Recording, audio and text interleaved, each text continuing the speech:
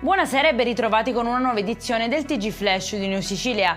In apertura non è stato raggiunto il quorum ai referendum abrogativi, con l'affluenza che si è fermata all'incirca intorno al 30%. Si votava su 5 quesiti, 4 sul lavoro e 1 sulla cittadinanza, ancora una volta a prevalere in Italia la piaga dell'astensionismo. La Corte d'Assise di Messina ha condannato a 13 anni di reclusione un giovane istruttore di danza accusato di violenza sessuale su 3 bambine, tra cui anche una sua familiare. Dalle indagini sono emersi anche episodi di maltrattamenti e minacce. Revocato il sequestro dell'area colpita dall'esplosione del 21 gennaio scorso a San Giovanni Galermo causata da una fuga di gas.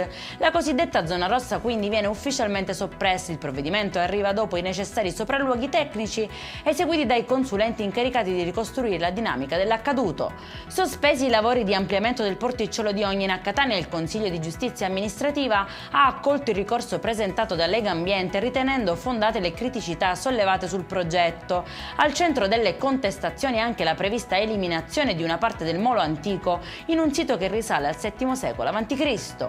E in chiusura il meteo anche per la giornata di domani. Continua incessante il dominio del caldo in Sicilia, con cieli limpidi e picchi di 32 gradi. Per questa edizione è tutto, prossimo appuntamento domani alle 13:30. Buona serata!